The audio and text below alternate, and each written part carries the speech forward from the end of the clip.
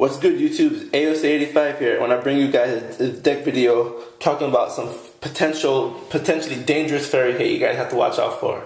I've been testing this deck online, proxied at locals and different places since last year, November. And I have a pretty good grasp of some cards that really fuck up this deck, like hard as hell. So I want to bring you guys, last time I brought you guys a video of cards which people may have forgotten, but also work against this deck. Now in this video, I'm going to bring you guys cards that are popular in most decks currently, and we'll see, may or may not see played in a lot of side decks. So first off, I'm going to the Dragon specific cards. Dodger Dragon and Quaquemira Drago. Dodger Dragon is a card that came out in Extreme Victory. Its effect states, the normal summon of this card cannot be negated. Your opponent cannot activate counter traps the turn that this card is normal summoned. Meaning, they can go into synchro plays using this in combination with Masked Dragon on your turn.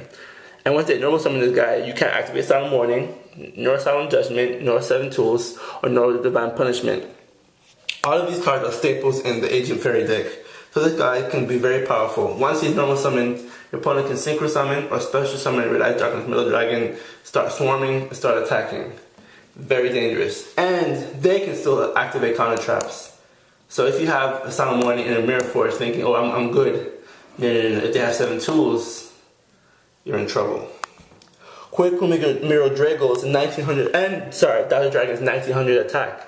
So unless you run the Agent of Miracle Jupiter, you're not going to be able to easily get over him unless you've synchro summoned prior to his normal summon, or you have Master Hyperion waiting in the wings. But then again, they have this card in play too, Quaquemira Drago, who prevents the special summon of light and dark monsters while he's face up on the field. He's also 1900 B-Stick, so again, unless you run Jupiter, you can't get over him that easily in this deck. And on top of that, he prevents you from summoning Master Hyperion. So Jupiter's out. So unless you run Jupiter in your deck, Master Hyperion will be one of your only main outs to this guy. His effect is continuous, so you cannot negate it with Divine Punishment or with the Herald of Orange Light. That's why I stress a lot that Jupiter is a very, very underrated and good card. I love him personally. Now let's move on to the Dimensional Hate, aka Remove from Play. These 3 cards, Microcosmos, Banisher of the Radiant, and Dimensional Fissure, all serve the same purpose. The graveyard is not needed for this deck, for the Agent deck. However, without a graveyard, you cannot use Master Hyperion's destruction effects. So in essence, it's not needed, but it greatly helps. Which is why these cards can be a problem. If your opponent is able to go first turn Microcosmos or Dimensional Fissure, or both, they essentially prevent you from loading your graveyard with light fairy monsters from Master Hyperion's effect. Banisher of the Radiant is, to a lesser extent, is a problem because he's only 1600 attack.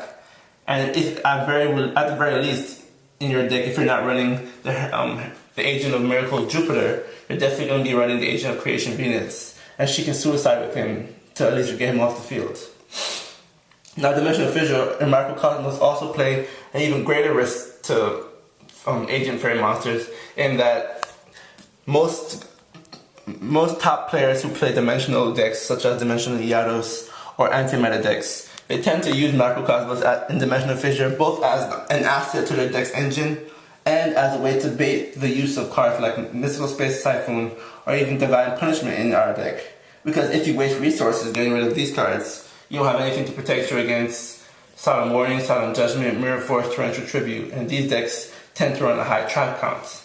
So you have to make a decision. Do I waste an MST on this? Do I waste a Giant Trinity on getting these cards off the field and trying to go off this turn?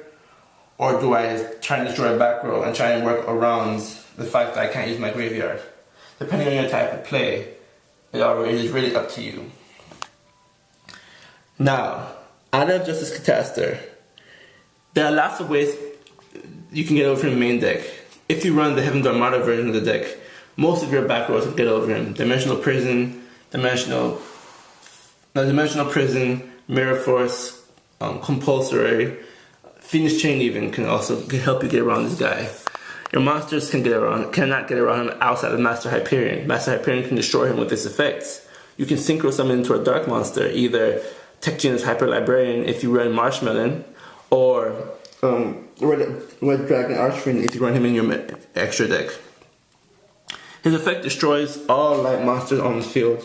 His effect destroys any non-dark monster he battles with before the damage calculation. Meaning that also Stardust can be used to destroy him. And his effect is chainable to Divine Punishment or Herald of Orange Light because it is not a continuous effect. The effect manually activates once he declares an attack with an opposing monster. So keep in mind that his effect is not continuous. You can negate it with Divine Punishment or Herald of Orange Light, or just stop him altogether with Silent Warning or Silent Judgment. Light Imprisoning Mirror. This card negates the effects of any light monster whose effect activates on the field or in the graveyard.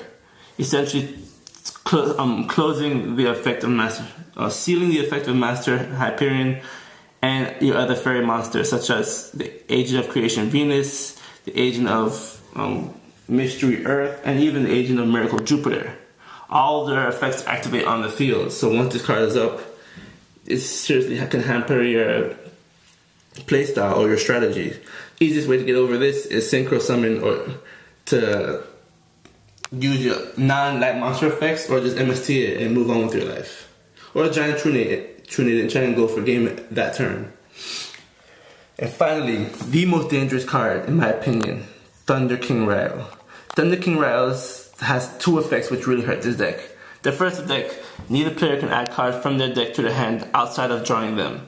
What that means is that Pot of Duality, the Agent of Mystery Earth, and Zeridius Herald of Heaven all become useless when he's on the field. You cannot pitch Zeridius to grab a Sanctuary in the Sky. You can normal summon the Agent of Mystery Earth, but you will not get her effect to add a card from your deck to your hand. And Pot of Duality cannot be activated, which people forget.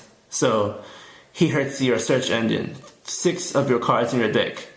That's a lot of, and that's all those 6 cards are mostly your main search engines, search/draw engines. So very dangerous. On top of that, his special summon negation does work on Master Hyperion. He can negate this special effect on summon of Master Hyperion and your Synchro monster. So this card, he's one of the main reasons why I run the Agent of Miracle Jupiter.